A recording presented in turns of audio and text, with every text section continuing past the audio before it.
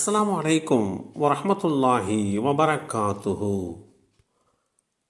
நல்லதை பேசுதல். அல்லாஹுடைய தூதர் ஸல்லல்லாஹு அலைஹி வஸல்லம் அவர்கள் கூறினார்கள், அல்லாஹுவையும் மறுமை நாளையும் நம்பியவர் ஒன்று நல்லதை பேசட்டும் அல்லது வாய் மூடி இருக்கட்டும்.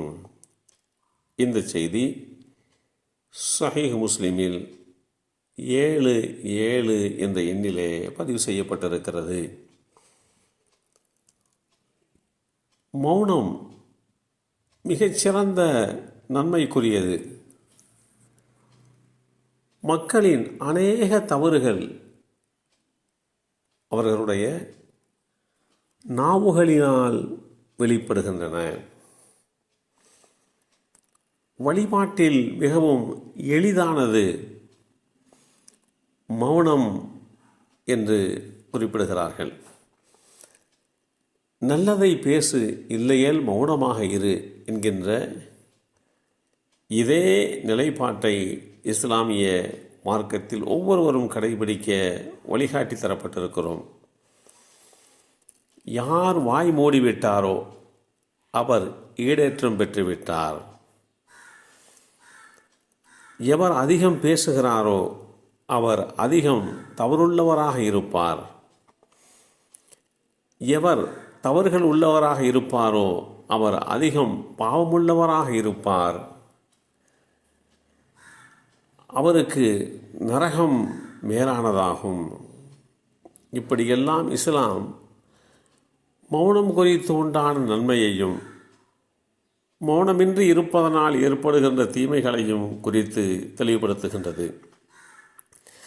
வணக்க வழிபாடுகள் 10 பங்கு என்றால் மௌனம் 9 பங்காகும் என்றும் இஸ்லாம் அறிவுறுத்துகிறது.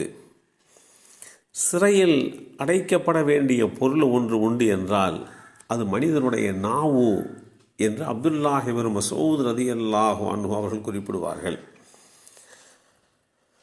அனைத்து அறிவார்ந்த வார்த்தைகளுமே மனிதனுடைய நாவை அடக்குவது பற்றி தான் அறிவுறுத்துகின்றன.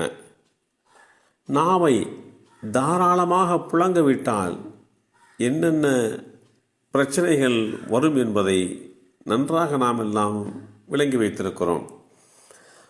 மனிதர்களை நல்லவர்களாக்குவதும் தீயவர்களாக்குவதும் இந்த நாவுதான்.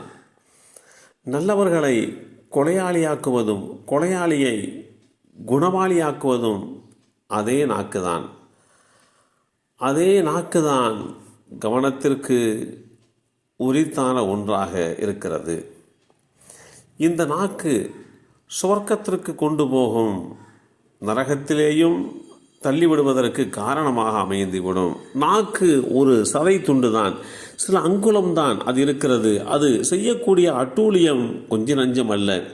கொடுமைக்கார அரசனின் நாவினால், அவனால் இடப்பட்ட உத்தரவினால் கோடிக்கணக்கான மக்கள் பாதிப்பு அடைவது உண்டு. அதே நாவை நல்வழிக்கு திருப்பினால் இந்த உலகம் பூத்து குலுங்கும் என்பதுதான் நிதர்சனமான உண்மை. நாக்கு பார்ப்பதற்கு சிறிதாகத்தான் இருக்கிறது. அதனுடைய ஆற்றலை பற்றி அறிய முற்பட்டால் இனிப்பு, உரப்பு, துவர்ப்பு, கசப்பு, கைப்பு இவற்றை நன்கு பிரித்து காட்டுகின்ற அளவுக்கு உண்டான ஆற்றல் மிக்கது. குளிர்ச்சியானதா சூடானதா என்பதை தெரிவிக்கின்ற அளவுக்கு உலகத்தில் உள்ள அத்தனை மொழிகளையும் சரளமாக வெளிப்படுத்தி பேசுகின்ற ஆற்றல் உடையது.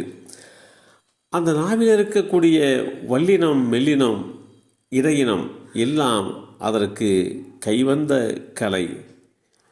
ஒருவர் தவறு செய்ய வேண்டுமா அல்லது அவர் தவறை மன்னிக்க வேண்டுமா, அதற்கு இந்த நாவுதான் தலையான காரணமாக இருக்கிறது என்கின்ற அடிப்படையிலே தான் இஸ்லாமிய மார்க்கம் இந்த நாவுடைய விஷயத்திலே நீங்கள் மௌனித்திருப்பது சிறந்தது.